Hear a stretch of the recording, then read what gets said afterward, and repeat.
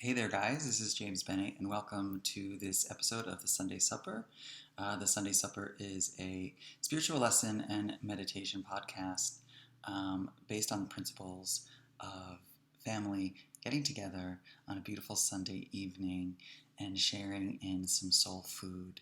And in our case, the soul food is spiritual concepts and realities and lessons that can help you in your everyday life.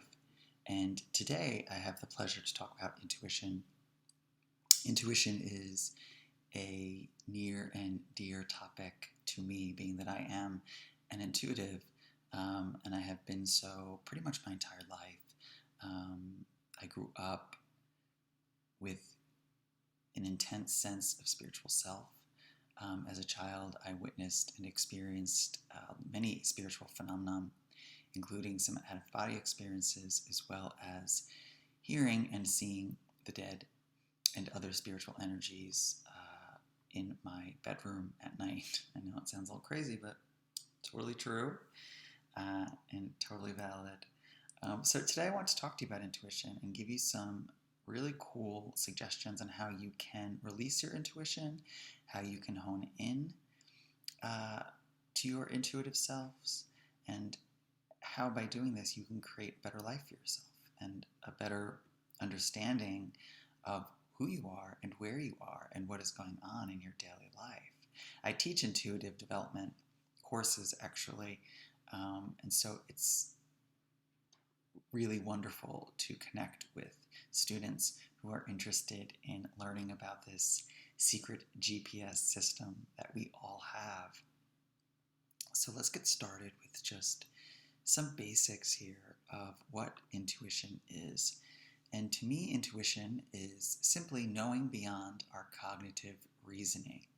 Okay, some people talk about this as psychic impressions or having a gut feeling about something, but really it's having knowledge that goes beyond cognitive reasoning, that goes beyond our normal five senses, which is taste, touch, hearing, seeing, right?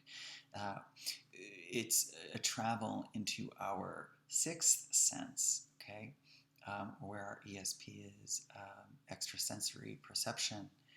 This is not one of our normal five senses, it's our sixth sense, and we all have this.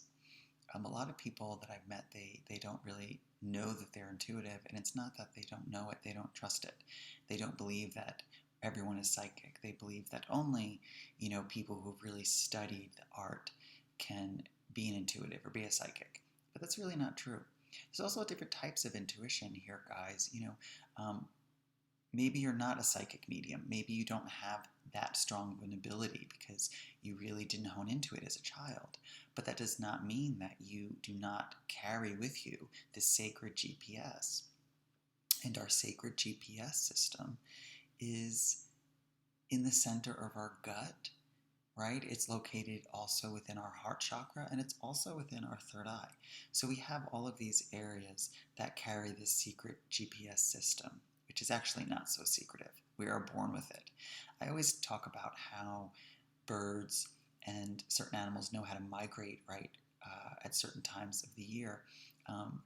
And where does this come from? Where does that navigation come from? How do they know to fly south for the winter? How do they know to migrate to where there's more food? Well, that's their intuition.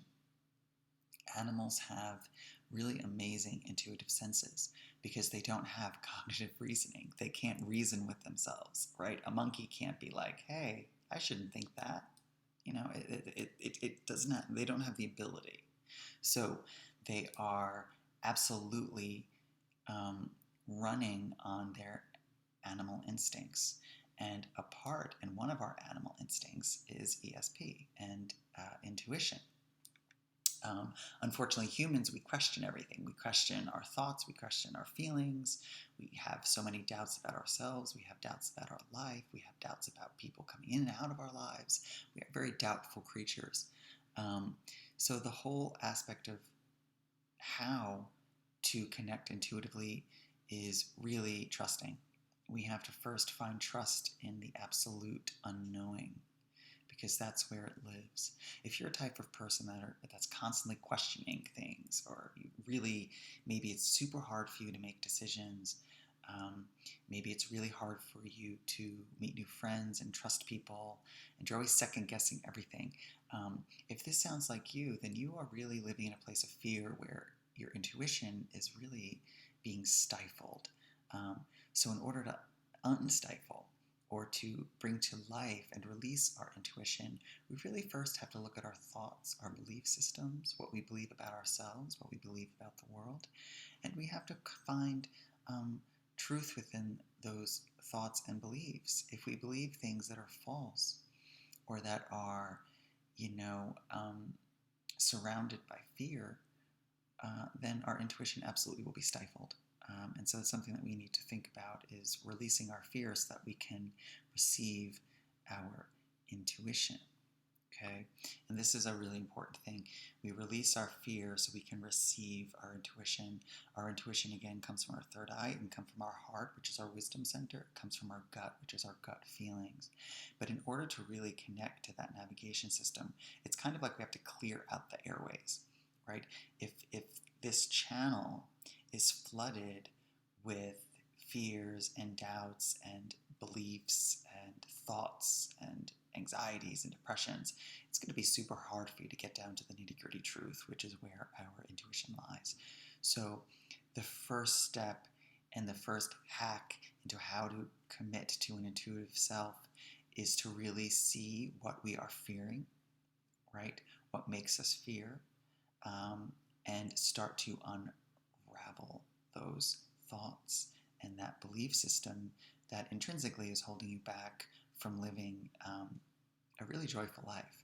And I believe when we tap into our intuition, we are also tapping into our deep sense of joy. Okay? I believe intuition is something that is connected to the divine. It's connected to the spark of the Creator. We were born with this. It is a gift that we were giving. Unfortunately, it is ignored by many. Okay, so let's look at intuition. And we're going to go right here to the desktop view. If you're listening, just keep listening. If you're watching the video at benemudra.com, then you can go ahead and you will see the video, the desktops pop up. So what is intuition?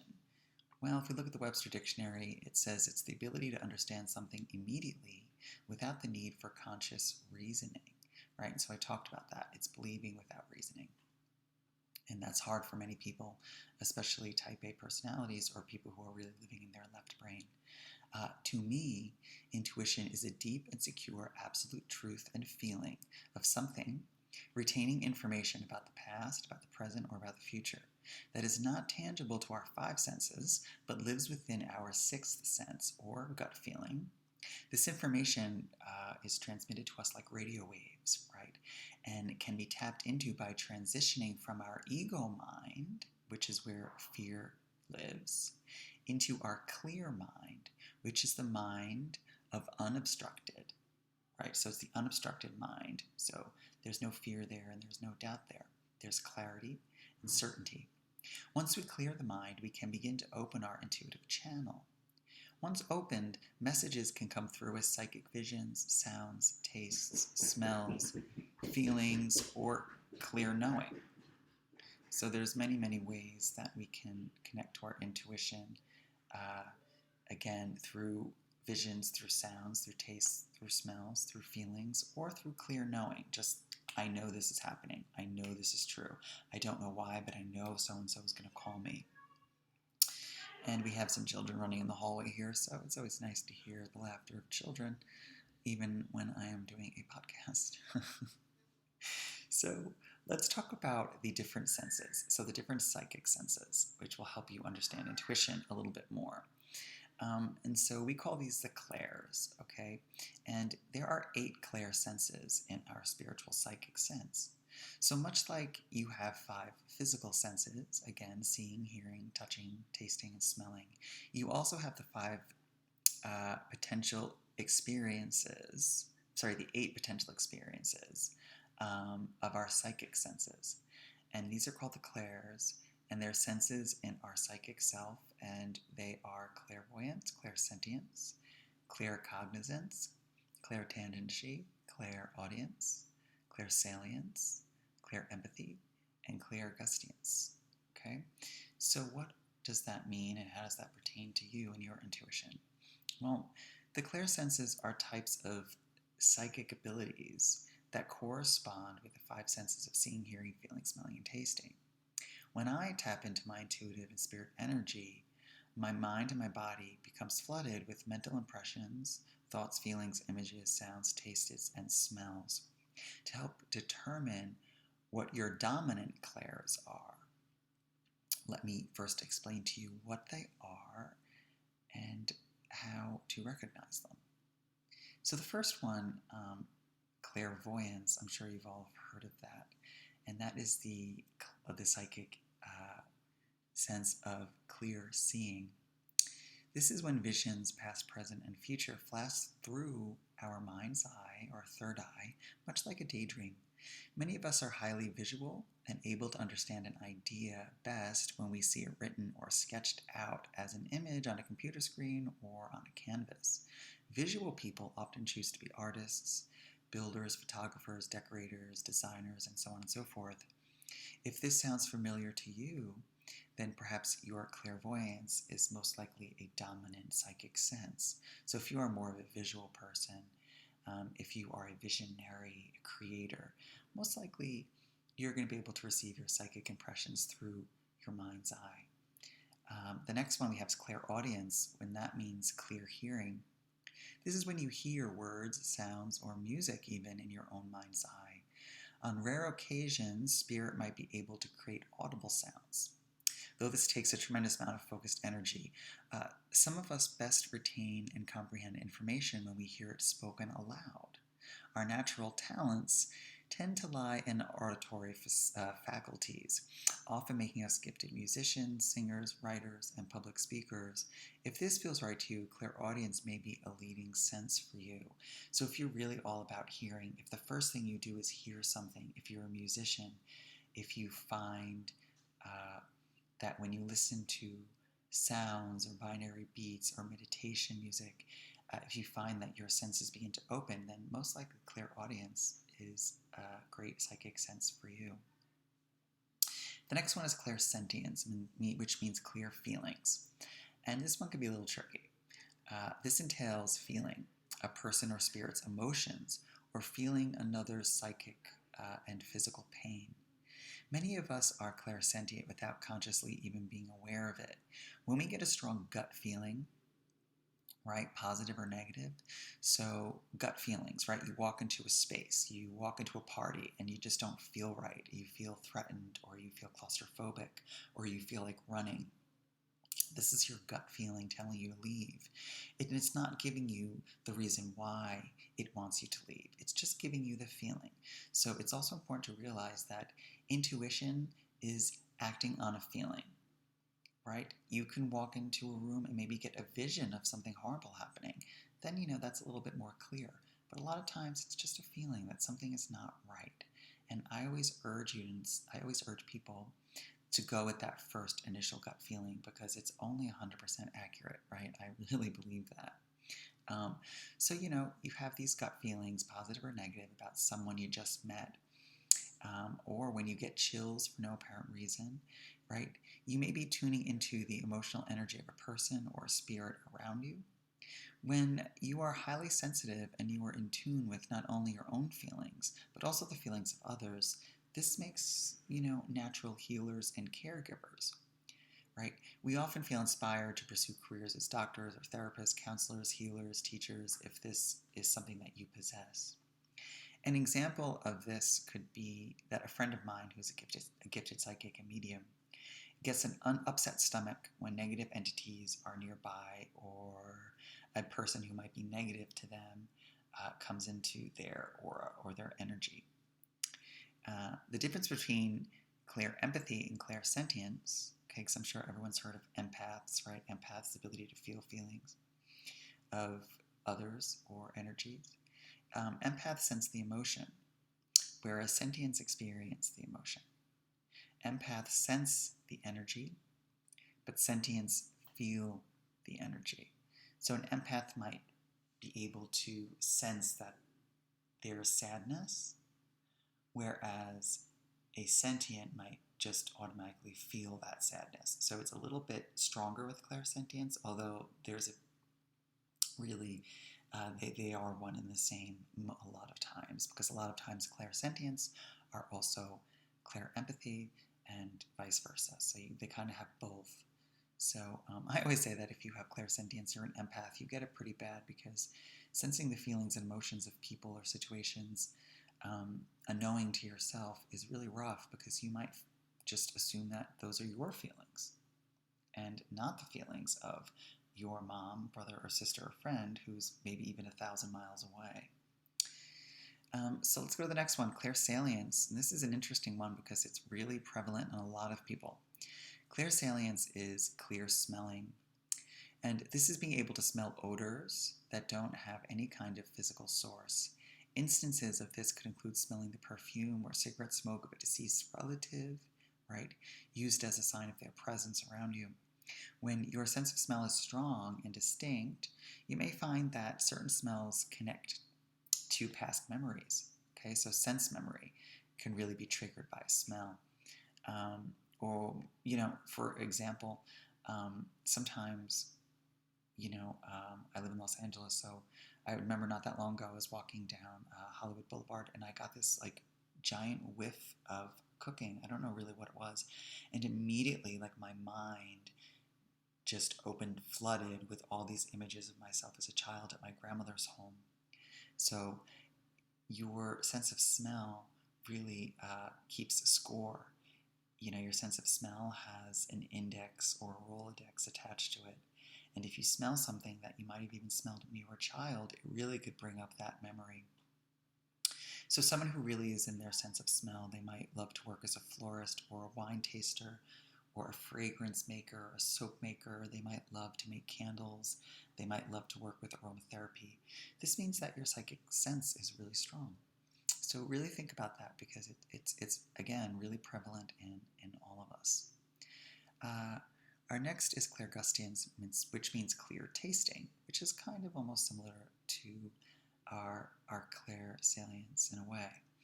And this is the ability to taste something that isn't actually there. This experience oftentimes comes out of the blue when maybe a deceased loved one is attempting to communicate a memory or an association that you might have had with a particular food or beverage that reminds us of them, right? So let's say your intuition is connecting you with, we'll just go with grandma, with your deceased grandmother, and she made amazing butter cookies, and all of a sudden you're sitting in your bedroom and you just taste butter cookies. You either taste them in your mouth, literally, or you're there tasting them in your mind. This could be a psychic pull that energy of your grandmother is with you or would like to make contact. Now, I know I'm jumping ahead of myself when I'm talking about intuition as having the sense of being able to connect with loved ones who might have crossed over, or even spirit guides, angels, etc., etc. But that also is an intuitive sense. If you have a heightened sense of taste, obviously you might be a baker, a chef, or a food critic. So if that sounds like you, then you might really have that clear tasting experience going on. Our next is one of my favorites because it's the easiest, and it's claircognizance. And this means clear knowing, and I feel like it does the least amount of damage to us. This is when we have knowledge of people or events that we would not normally have known about. Spirit impresses us with truths that simply pop into our minds from out of nowhere. An example of this would be a premonition, a forewarning of something that will happen in the future. Claircognizance requires tremendous faith, because there is often no practical explanation for why we suddenly know something. Again, remember, this is believing without conscious reasoning. Many philosophers and professors, doctors or scientists, religious and even spiritual leaders, and powerful salespeople, believe it or not, tend to have highly intuitive certainty within their cognizance, so their claircognizance. If this is you, consider claircognizance as a dominant sense. So a lot of people on Wall Street that do projections, or even marketing geniuses that do projections, they're actually honing into their psychic abilities, right? No one can project something without knowing that it's here now. So they're projecting something that might be in the future. And what they're doing is they're just really good at connecting to their inner GPS, their inner guidance, right? And they're channeling that inner guidance towards whatever they're trying to project. Okay, so it's really what's happening there. Claircognizance is a nice one because it just comes with a feeling of knowing. I know beyond a shadow of a doubt that this is true, even though I can't see it, feel it, taste it, or sense it maybe. It's much better than feelings, right, or emotions that aren't yours. Empathy could drive you a little crazy, where claircognizance, as long as you really practice,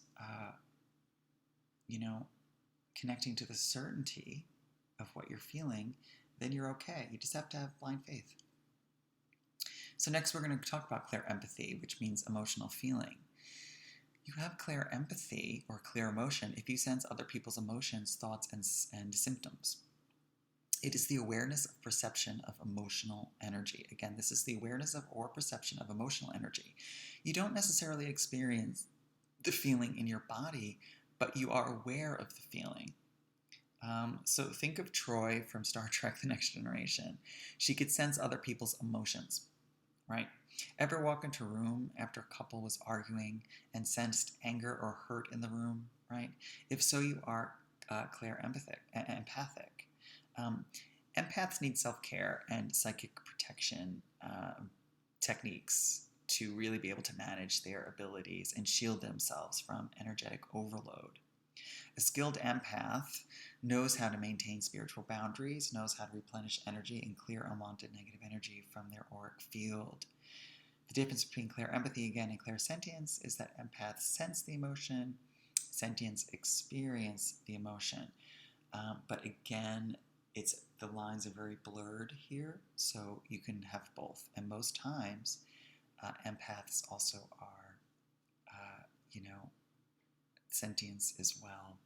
So you're going to sense the emotion, and most likely you're going to feel the emotion. And, emotions that go untreated within the body could really turn to anxiety, depression, and a lot of other things.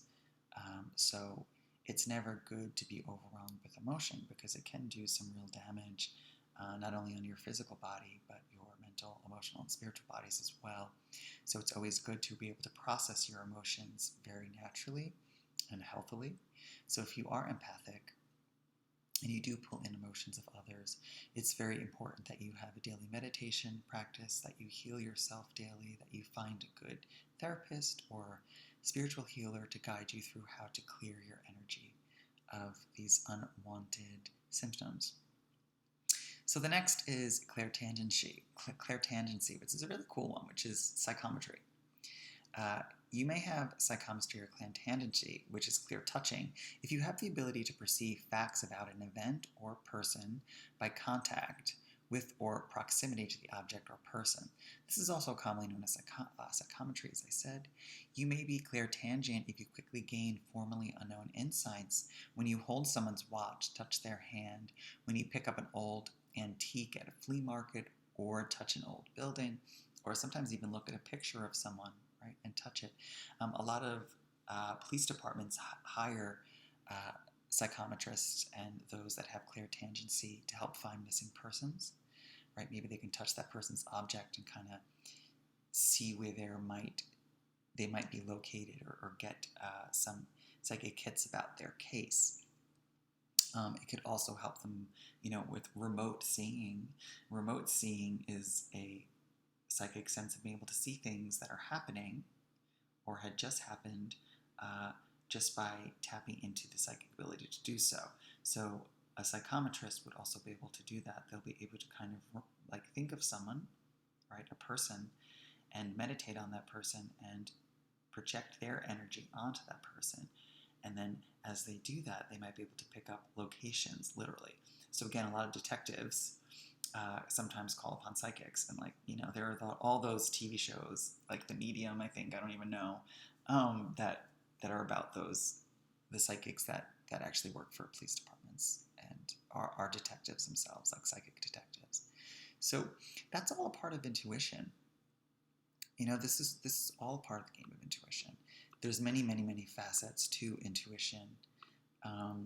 We can use intuition to just enhance our daily life. We can use intuition to connect spiritually. We can use intuition to find deeper truths and meanings within our lives. We can use intuition to help us make clear decisions about ourselves and even our loved ones or friends, right? We become really good advice givers if we really can connect to our own intuition about situations.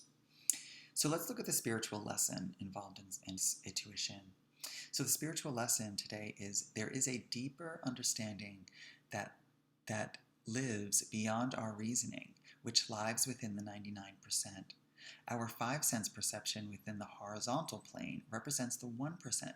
We have the ability to tap into the 99% using ESP, extrasensory perceptions, or our inner GPS system, which we are born with. Remember, we are born with this. And so what do I mean by the 99% versus the 1%? We are living in the 1%. So the 1% of everything, right? Talking about the universe, the spark of the creator, God, spirituality. We are the 1%. The human body is 1% of what is actually going on in the interdimensional planes of spirituality. So the 1% to me represents the, horizontal plane, and the horizontal plane would be earth, materialism, daily day-to-day lives, just our humanness, right? And that is 1%. So within that 1% is our mind, right? Our mind has the ability to transmit and transcend into the 99% because our mind is a brilliant thing. The only thing is we only really use the 1% of that. So it's really tricky to go into higher percentages of our minds. Now people have done that, geniuses, people who've done astral travel, interdimensional travel. It is possible to use more of our mind. And I believe as society changes and when we move into more of this 5D generation, 5G generation, people will start to be able to use more of their mind through technology, because technology can go into the 99% way quicker than we can, because technology doesn't have the ability to stop itself through fear. We do. And so again, the 1% is the horizontal plane, the 99% is the vertical plane, which is our spiritual self, and everything that is within spirituality, everything that lives within metaphysics and esoterics, and everything that is the light of the divine creator, which we can call God. So that's our spiritual lesson, that we have these senses that go beyond our physical. Okay, what is the process? The spiritual process involved in intuition is the process of certainty in the unknown and absolute trust in unexplainable feelings, thoughts, daydreams, sensations, and insights. Okay, in order to really tap into intuition, again, really trust is the key word. You have to trust yourself. You have to trust what your body is telling you. Your body is, which carries our feelings, is really the easiest of all of the intuitive senses, because we can't doubt a feeling, right? You can't doubt it. If you meet someone and you're just getting bad vibes from this person, right? People always talk about vibes. Oh, that person gives off good vibes, that person gives off bad vibes. Well, how the hell would you know that? Excuse my French, but the only way you would know that someone is giving off a bad vibe is if you're feeling some type of bad emotion that is unseen. So then you would say, whoa, this person's kind of throwing me some shade here. That is an unseen concept. It is an unexplained concept. You just feel it, and for some reason you believe it, right? And we all have had that experience. It's a really easy one. So the key to good vibes, bad vibes is basic principles of energy, right? And, energy is tangible. It is unseen, but it is tangible. It is scientific proof that everything is made up of energy. Energy has an aura. It has a feeling. It even has a taste. And we all give out an energy. And these are our radio waves, right? These are our signals. If you're having a really bad day and, your intention is, I don't want to talk to anyone, I don't want to look at anyone, I just want to deal with myself, I hate people today. If that's your intention, well, then your energetic body is following that. Your energetic body is saying, great, I need to now create the energy to match what this person is feeling or wants for himself or herself. And then you would be shocked that people around you absolutely will pick that up. And most likely they'll back off a little bit. Or the ones that like to push buttons will come closer. Okay, so you have, two. So your intuition, right, is really picking up on the energetic signals that everyone else is giving out. And usually people are giving out the signals that their energy, or their mind rather, is signaling their energy to give out. Sometimes it's conscious, but a lot of times it's subconscious, unfortunately. Okay? So know that, energy exists, and because energy exists, energy is tangible, energy holds information. And it's information we cannot feel, but we can absolutely see it. We can see it right through our clairvoyance, but more often we can feel it. And a lot of people say those are gut feelings, right? Just the first impressions. So you need to trust those first impressions. If you do not trust your first impressions, then most likely you're going to start to go down the wrong path. So many of you, I'm sure, can relate to the concept of, man, I should have trusted myself. That was my first choice, or that was my first thought, but I started to think about it, and you know what the thought did. When you start to overthink your choices or your intuitive pulls, you've already lost it, because your intuition will happen in a moment. It's a second. Your intuition, those gut feelings, that inner GPS ability will happen in a nanosecond. It's the initial first impression. And you know how quick it is to kind of overthink that or override that? We all do it. I do it. So it's really truthfully important to remain in the truth, because what you first feel most likely is the truth, and intuition is truth. Okay? It has to be truth because it's coming from the spiritual unknown place, and spirituality, God, the divine creator, is perfect. So truth is perfect. And anything that comes from God or comes from the divine or comes from spirituality is perfect. Truth is God, therefore God is perfect and truth. And we need to know that our true feelings are coming from that godly place. Okay, so that's why it's important to trust. And that, that's a process, So again, the spiritual process that's happening is certainty in the unknown. And we're going to talk about the tool here. So the intuitive tool is we need to strengthen the intuitive knowing in our lives, okay? And the first step is we need to stop questioning your gut reactions, okay? Your homework is when you have a gut reaction about something, right, that is a feeling or a thought that's coming in beyond reason, we need to stop. Don't think. Take a pause and sit in that gut feeling. Just sit in it. Sit in it for even a couple moments. Take a couple deep breaths in and out of that gut feeling. And I can guarantee you it's going to be 100% accurate, and I can guarantee you it might come with other intuitive messages. Meaning, at that point, when you start to connect to that true gut feeling, you might start to feel other things. You might start to connect to your clairvoyance or your clairsentience or your clairsalience, right? How could this help you? How can connecting to your intuition help you? Well, it can help you feel safe in a situation, right? By trusting your gut, right? Get out. A lot of times your gut might say, get the hell out of here, right? It will help you question if someone is good for you and your greatest good, right, that you meet. It'll help you make clearer decisions and help bring you peace in your decision making. It'll help you with all should I statements. Should I stay? Should I go? Should I buy this? Should I use this? Should I go on this vacation? It'll help you on your life path, maybe discovering what you're truly meant to do, what career you might want. It can help you. It can help open your spirituality by allowing you to find deeper spiritual wisdom and truths about yourself, others, and maybe the universe in general. And deeper spiritual wisdom might then have you connect to the angelic realm or ascended masters and spirit guides. And a really easy one is it can help you, give good advice, right? When someone asks you for advice, a lot of times people take a pause and they kind of go inward for a second and they see what they should say. And that's important because anyone that gives you advice too quickly, it means that they're acting on their own life experience in relation to the advice that you asked for. And you never want that because that's clouded, that's ego, and that's fear, right? Let's say, should I go back to school? Maybe that's, a question you ask a friend. And they immediately say, oh my God, don't do that. How could you do that? That's crazy. You're never going to be able to study, at this age.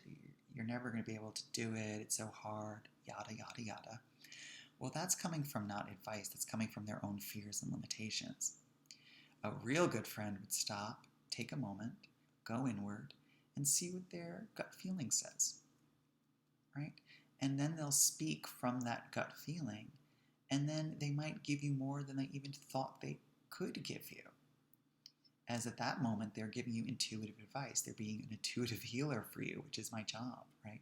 Which is my job. I go inward, and I intuitively connect to the divine to see how I can help someone within these questions. I can't go, I can't give answers to questions or that people ask me by connecting to my own limited self, my own mind, my own experiences, or that, advice will be a bunch of crap. It's only helpful when someone is going into that intuitive place. So now, what can get in the way of being able to do all this? We talked about that, and that is fear. Most people are fearful. I have fear, you have fear, we all have fear. Cheer for fear, yay! Fear is everywhere. We need fear because without fear, we would be idiots. We'd be a world of idiots. We'd be sticking our hands in fires, we'd be jumping off buildings, we'd be doing some crazy ass shit. We need fear. We need that ping, that sensation within ourselves that says, if I do this, I will die. Or if I do this, I will get hurt. Or if I do this, I will hurt somebody else. Or this goes against my moral compass. Or if I do this, I'm going to get arrested, right? Morality is tapped in there. It's normal to have fear unless you're a sociopath, and you might not. But I'm speaking to the normal person here. And if there are any sociopaths listening, welcome. But no, all in jest. Fear is so present in your everyday life, in my everyday life, but it's not fear that I'm worried about, it's displaced fear. When we, began as humans, early humans, cave people, if you want to say, the fear they experienced probably, was fear of death, which is the biggest fear of them all, which is accurate fear. And they feared death because they had to hunt for their food, they had to live in extreme weathers, and death was looming upon them. If we even think of the early Puritans, in Massachusetts and the early settlers, they too had that fear of death, not being able to feed themselves and children. That's a real fear, and that is not a displaced fear. And unfortunately, in today's day and age, many people still have that fear. But if you are housed and you are able to eat and protect yourself, then you should not have that type of displaced fear.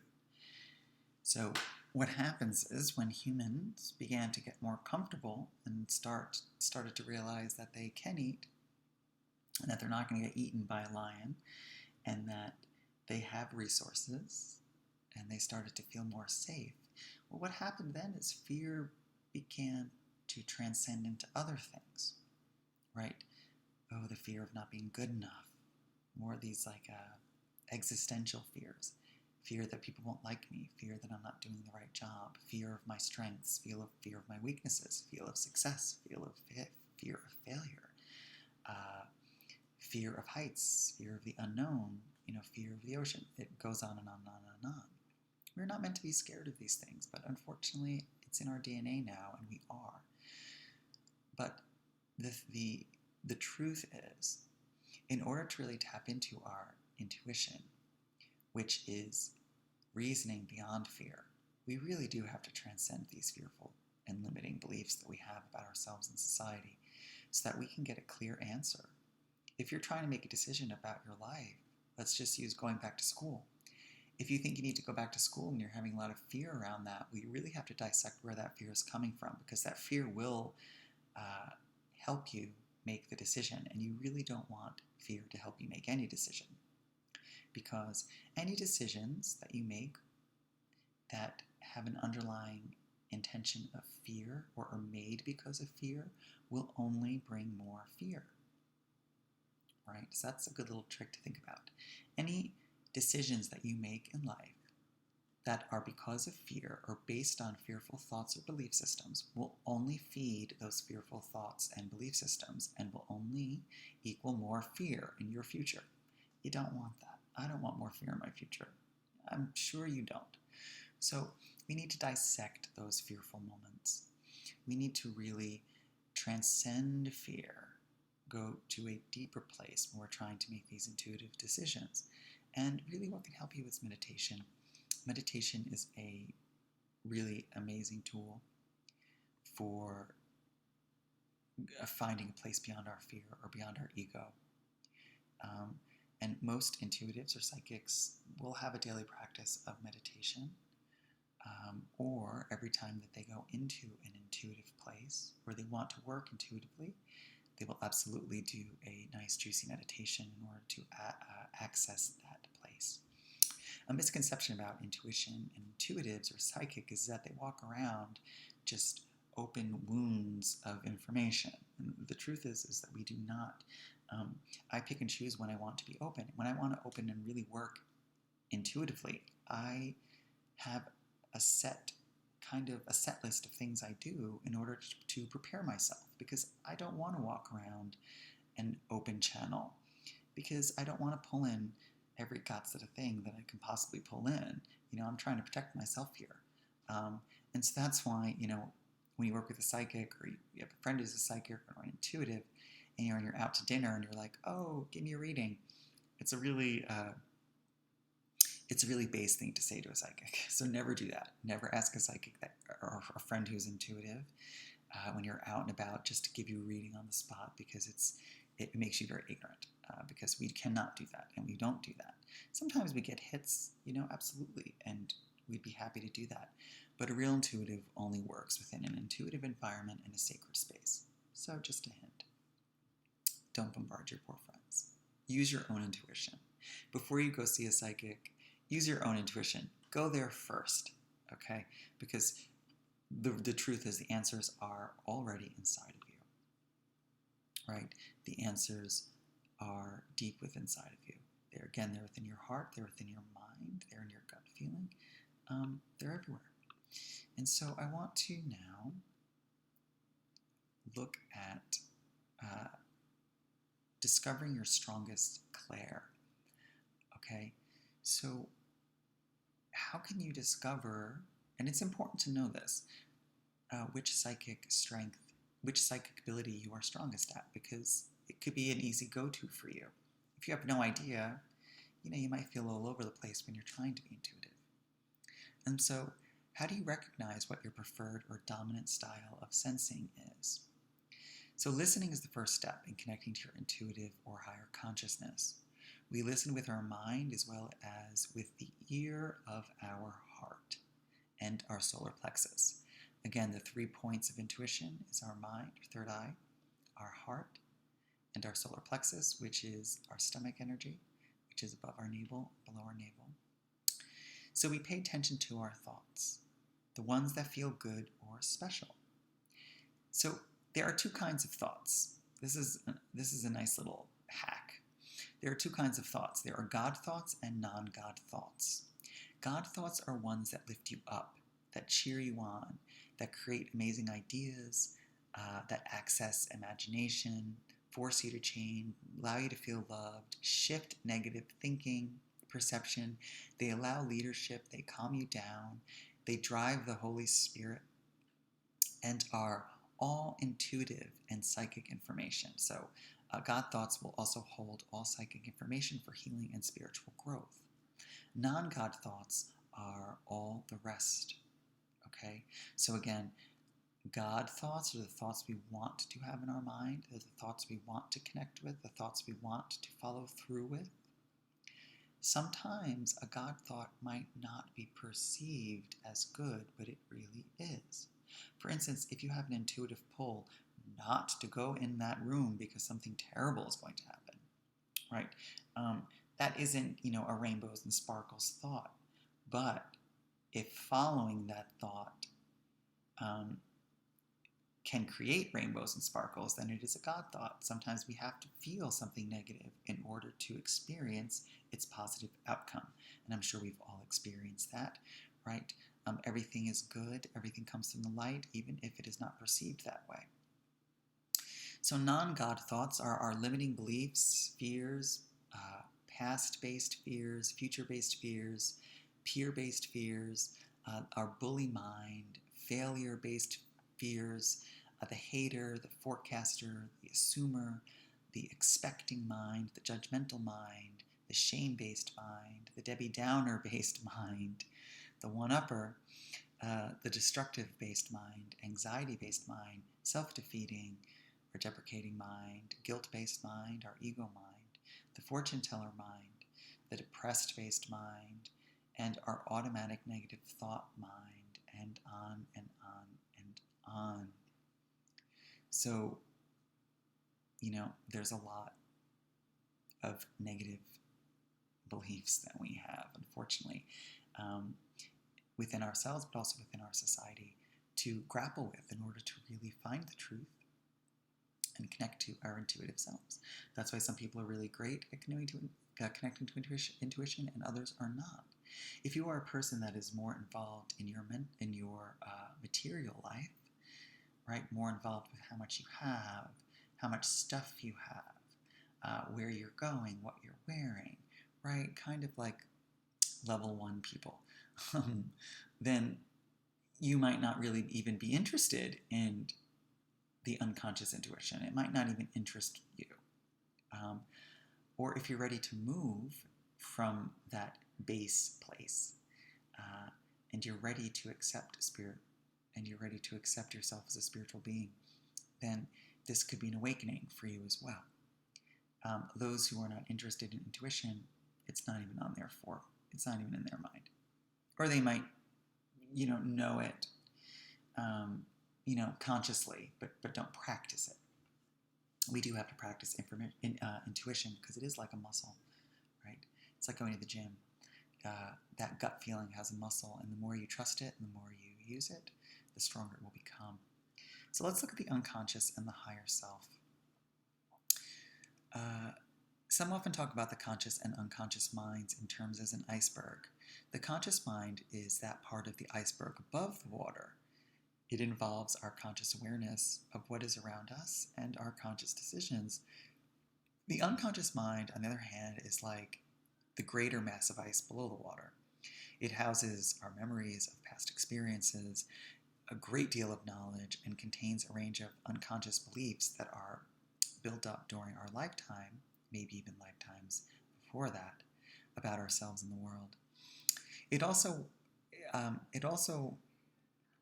wants what is best for us and can guide us in connecting with and developing intuition.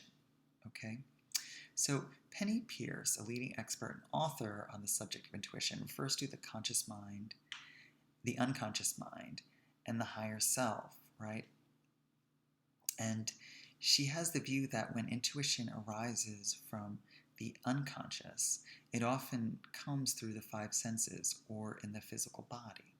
The higher self, right, is described as understanding the interconnection of everything that exists in time and space, so it can generate global perceptions and transcendent experiences. It is that part of you that contains a higher awareness and purpose, or where the Holy Spirit is thought to reside. When intuition arises from your higher self, it is frequently experienced like a light, or it's felt like a light is being turned on in your head, involving a blending of all your senses and an all-over direct knowing, often accompanied by a feeling of open-heartedness. Okay, so what I'm saying to you is that we do have intuition that lives in another dimension and in another realm, and this is within our higher self. And our higher self dimension, or our greatest good self, or our best imagined self, is our spiritual self, and this is where we can connect with God, angels, spirit guides, ascended masters, Akashic records, and other dimensions. And this is going far beyond where I wanted today's podcast to be, but I just want to give you an idea of all the different places where we can find intuition. So our gut feelings, our body will tell us if we are uncomfortable with a particular place, person, choice in life, and if it is truly in our highest good. Okay, so again, we are all born with an inner compass, just like how animals intuitively know how to migrate for the winter, right? One practical measure we can put into practice each day is to tune into our body. So this is another hack for you, how to be intuitive. Tune into your body. In this day and age, we are often more aware of what is going on in our heads or outside ourselves than in our own body. We might work in offices, or you might work at home, spend a lot of time on your computers, which kills intuition. Watching TV too much, doing physical activities. If you listen to your body, right? So listening to your body is a positive way to apply intuition in life and stay true to yourself. So I tune into my gut feelings when I meet people, and a lot of people do that.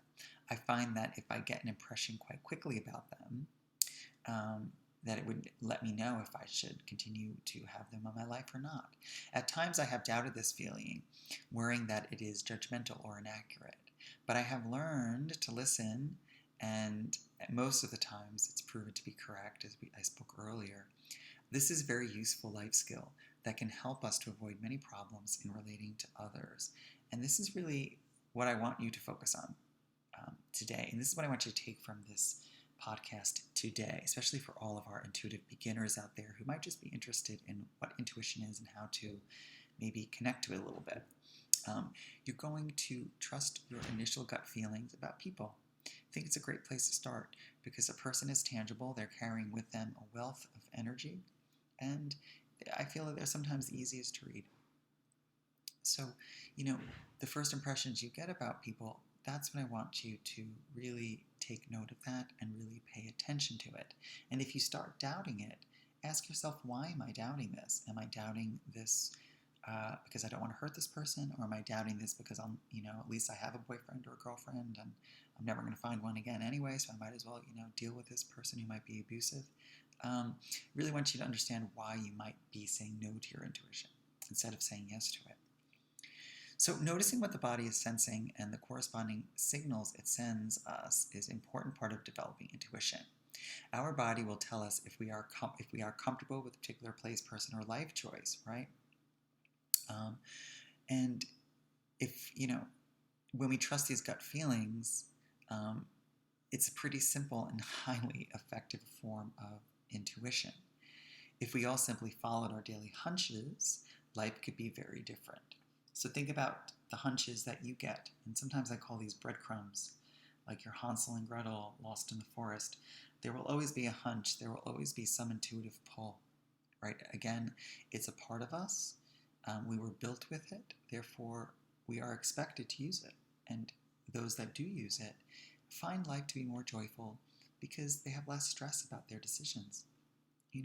So a good exercise is to list, 3 times in your life where you may have listened to a gut feeling and describe that outcome. And you guys can do that after you get off this podcast. Might be a nice exercise. So list 3 times where you listen to your gut feelings and describe the outcome. Were you right? Was it helpful? Right? Did it actually prove to be true? Right? And this is how you test your intuition. It's a game in a way, and it's important to test it. In my intuitive development course that I teach, I do a plethora of exercises that help the students to test themselves. And they're actually just fun games. And they're really hard. So a lot of them are guessing games. We do psychometry. It's not easy, but it's nice to test yourself, and it's important to play. Right? So it's important to play with your intuition because it is playful, and it will be playful with you. It doesn't have to be horrible. It doesn't have to come with terrible forewarnings and foreshadowing. It could just be very simple and clean and clear and easy, because spirituality is simple, clear, clean, and easy. We make it so much more complicated than it really needs to be. So I want to talk about the meditation. So the meditation today is going to be a meditation that's going to help open your awareness. Okay? It's going to help open your psychic channels, and it's going to help you maybe realize or understand which clair is strongest within you. So I like to say that this meditation is like finding your clair, period, right? Seeing where you're strong. And I'm going to guide you through this meditation, and it's really self-explanatory, and it's really easy. And I would advise you to do this meditation on your own often if you're really interested in intuitive development, because it's what it's going to do for you. It's going to really connect you to your body. It's going to connect you to how you perceive life. Do you hear life? Do you see life in color? Do you sense life? Do you taste life? Do you smell life? Right? What are you more connected with? Sounds in the room, sights of the room, the feelings of a room, right? How do you do it? Everyone's different. Everyone has different psychic abilities. Everyone's stronger in some places, and some people have more than one. So this is the meditation that's going to help you figure out where you're strongest psychically. So I'd like you to find a nice space, a nice comfortable space.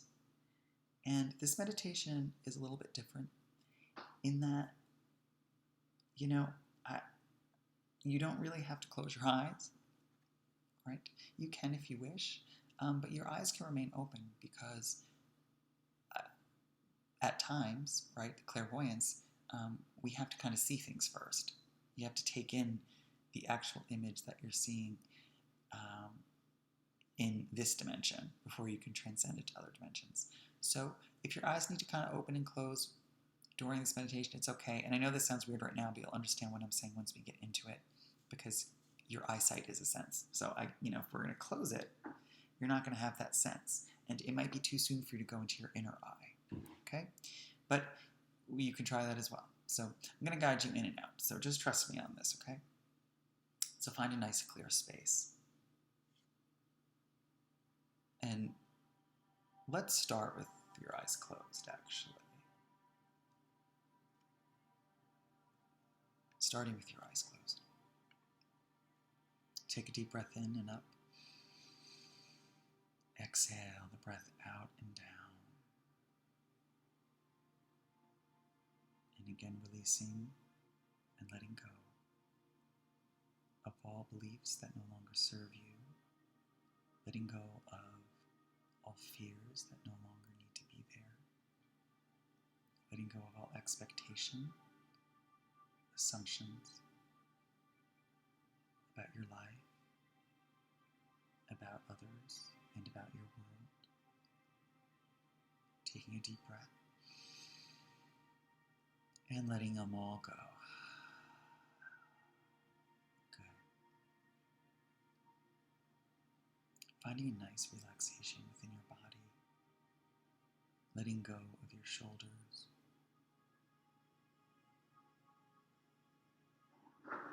Allowing all the wrinkles to leave your face as your face relaxes.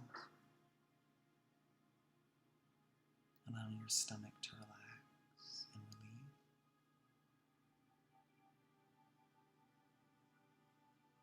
Feeling your back relax and release, as well as your sits bones. And if you're sitting in a chair, maybe you sink deeper into the seat. Kind of like you're a candle and you've come close to a flame. I just want you to really melt. Melting into the safest space that you have ever experienced.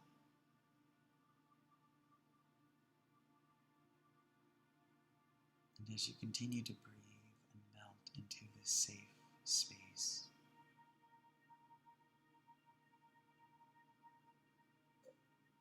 I'd like you to see, feel, or visualize a beautiful white light swirling and dancing around you.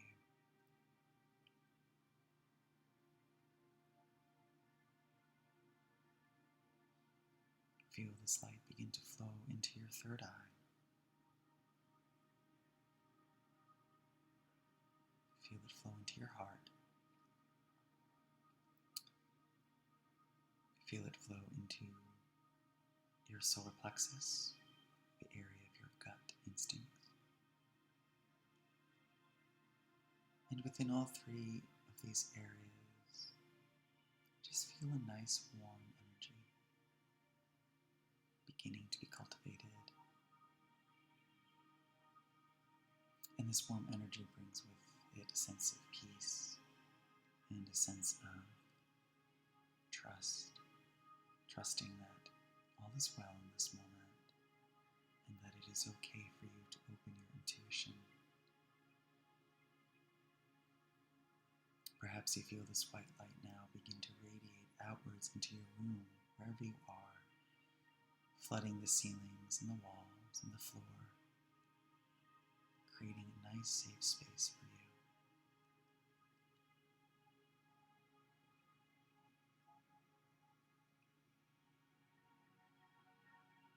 And now scan your body, and if you still feel tension, worries, stress, or doubts, I want you to picture the bottoms of your feet, the soles of your feet, and the two energy centers there.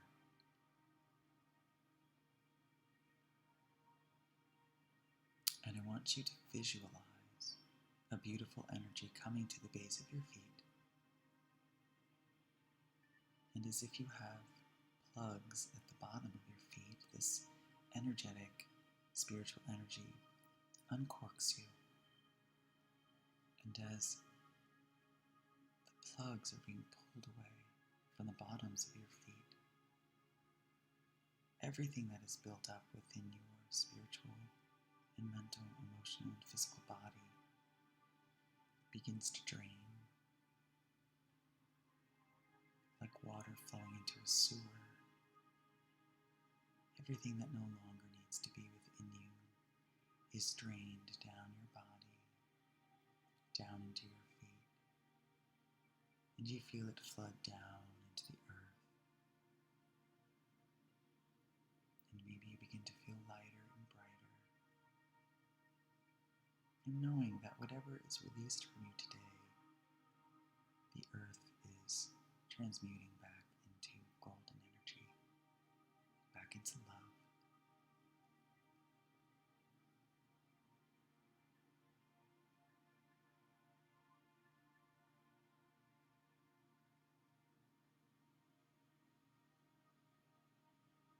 So in this moment, whether you are listening to me on earphones or through your radio or computer,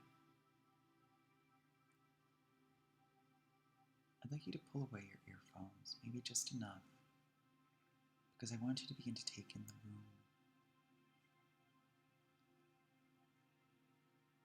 I want you to take in the stillness of the space you are in. I want you to hear the sounds that your room is making. I want you to smell the smells that might be wafting within the space. I want you to feel the energy or the emotions that you might be picking up from your space.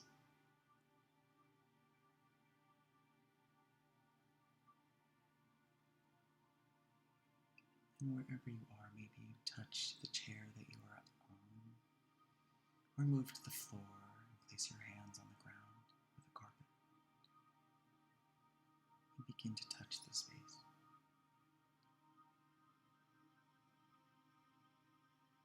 And as you open up your five senses to your room, I'd like you to notice which sense or senses you gravitate towards. Are you more intrigued by the sounds, maybe the sounds of the air conditioner, or the noise of the room, the creaks? Are you intrigued by the colors of the space, the color of your walls, the beauty of your plants, the swirling of the ceiling fan? Or are you more connected to the energy in your room and the feeling of it? Whatever the case is, follow your instincts and begin to focus in on the senses that you feel are heightened in this moment. And now is a time where you can close your eyes. And if your sense is clairvoyance of seeing, I invite you to see the space now from your inner eye. As your eyes close, you see the room from inside yourself.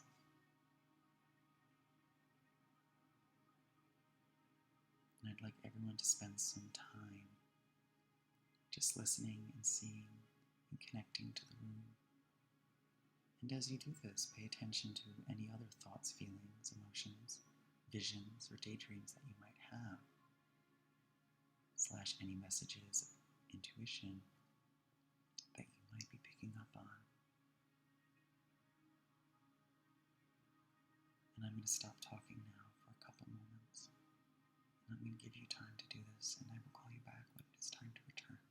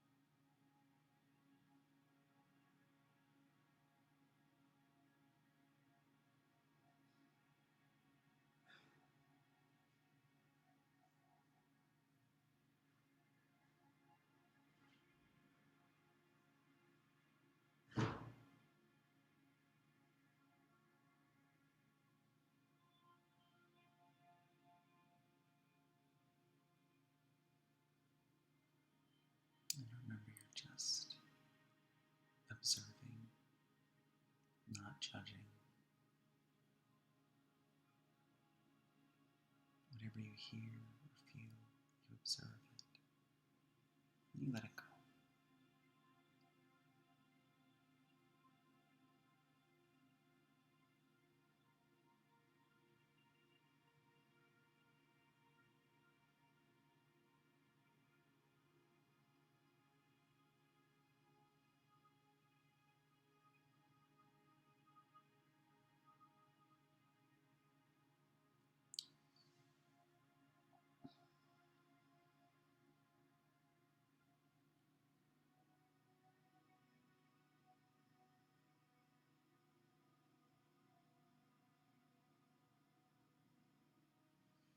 In this moment, place one hand on your heart and one hand on your stomach.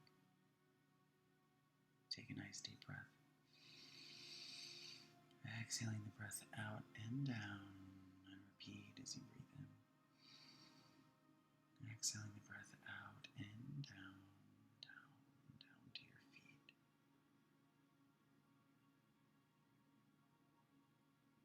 As you begin to bring your awareness back, once again, vision that beautiful white light. See that white light flowing into your third eye, into your heart, to your solar plexus. And see it closing any channels that might have been opened, keeping you safe, protecting your energy. As this beautiful light washes through your body and your being, once again closing any openings that were made. You can clench your fists and wiggle your toes. And slowly bring yourself back into yourself, into your space. And if your eyes were closed, you can go ahead and open them.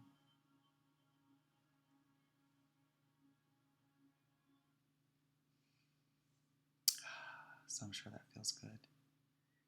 And this would be a great time to grab a pen and paper and write down anything you might have felt. I also suggest that you do this meditation again on your own and, give it a nice juicy amount of time, 20, 25 minutes. On these podcasts, I can't do a meditation that long, but on your own, you sure can, and I advise you to. So that's it for today, guys. I'm going to close the show, but I hope I was able to help you understand intuition, give you some insights about yourself and the possibilities that lie within your own intuition, how intuition can help you on your day-to-day, how to tap into your intuition, right? And maybe explain to you, why it is important to connect to that GPS system, and that you have one, right? And that intuition isn't just something that psychics have, but it's something we all have. So I want you to have a beautiful rest of your Sunday. Again, this is the Sunday Supper. My name is James Bene. I am your host. And this podcast is through Bene Mudra Wellness, which is a spiritual platform for modern spiritual life, located in Los Angeles and Hoboken, New Jersey, and New York City. And we have a bunch of amazing practitioners that you can book with, and these podcasts go on that website, and a bunch of other amazing information. So go and check us out at www.benemudra.com. Please subscribe to this podcast. It's also available on iTunes. If you look up the Sunday Supper podcast on iTunes, you will see us. You can download our podcast there for free, and you can subscribe. So if you like what you hear, we'd love to hear from you. Tag us on Twitter. Our Twitter handle is @BeneMudra. My personal Twitter handle is @JamesBene. Give me your thoughts, hashtag the Sunday Supper. Find me on Instagram @JamesBene and @BeneMudra. You can also find me on Facebook @JamesBene or Bene Mudra Wellness. So I have all these outlets, right, that you can check me out on. We also have a blog, the Bene Mudra blog. You can find that on benemudra.com, which we have weekly articles and some other yummy spiritual tidbits and wellness advice and so on and so forth. So I want to wish each of you an amazing Sunday night, and I will see you next week. Remember that our podcast lessons and meditations for each week will be posted on Monday. So to see what's going to be coming your way next Sunday, you're going to look on the website, benemudra.com, and you're going to see what our next one will be, right? So that's released Sunday evenings, and then you can sign up. It's really good to throw me your email address. You can sign right up to the podcast on the website, so I know that you'll be listening. Sometimes it will be recorded live. Sometimes it will be pre-recorded. So just know that you might experience either one of those things, but it's totally cool. Again, have a blessed Sunday. Have a blessed rest of your night, and ciao.